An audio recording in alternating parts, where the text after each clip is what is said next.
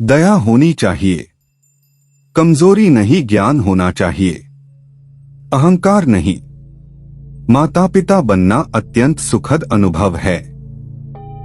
उत्साह से जीवन जीना और स्वयं पर महारत हासिल करना खुशी देता है।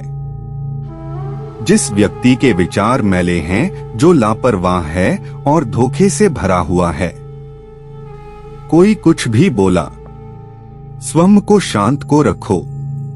धूप कितनी ही तेज हो, समुद्र सुखा नहीं करते। मन की गतिविधियों, होश, श्वास और भावनाओं के माध्यम से भगवान की शक्ति सदा तुम्हारे साथ है और तुम्हें बस लगातार एक साधन की तरह प्रयोग कर सके सभी कार्य कर रही है। तुम उसके लिए शोक करते हो जो शोक करने के योग्य नहीं है, और फिर भी ज्ञान की बातें करते हो। बुद्धिमान व्यक्ति ना जीवित और ना ही मृत व्यक्ति के लिए शोक करते हैं। तुम अपनी पीड़ा के लिए संसार को दोष मत दो। अपने मन को समझाओ, तुम्हारे मन का परिवर्तन ही तुम्हारे दुखों का अंत है।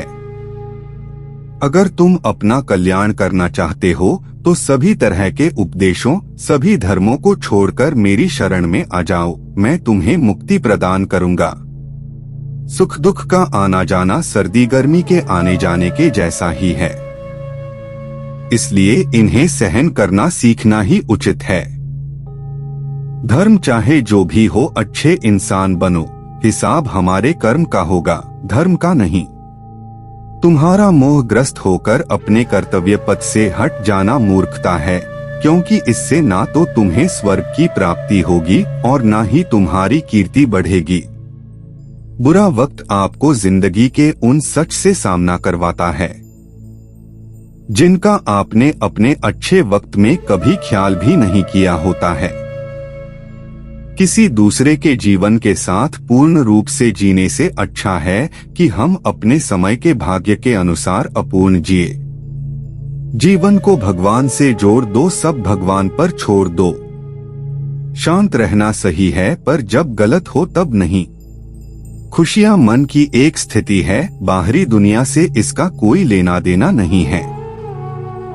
जीवन ना कल में है ना आज में है, जीवन इस पल में है। इस पल का अनुभव ही जीवन है। हम दुनिया से कभी शांति नहीं पा सकते जब तक हम खुद अंदर से शांत ना हो। मनुष्यों को मोहमाया में पड़कर अपने कर्तव्य को नहीं भूलना चाहिए। मनुष्य की इच्छाएं अनंत है। यदि इच्छाएं पूरी नहीं होती तो क्रोध बढ़ता है, और इच्छा पूरी होती है तो लोभ बढ़ता है। इसलिए जीवन की हर स्थिति में धैर्य बनाए रखे तथा इच्छाएं सीमित रखे। अगर तुम मनुष्य अपना कल्याण चाहते हो तो सभी उपदेशों, सभी धर्मों को छोड़कर मेरी शरण में आ जाओ। मैं कृष्ण तुम्हें मुक्ति प्रदान करूंगा। कर्मयोगी अपने मन और बुद्धि की शुद्धि के लिए ही अपने शरीर, मन, बुद्धि और इंद्रियों के साथ आसक्ति रहित होकर कर्म करते हैं।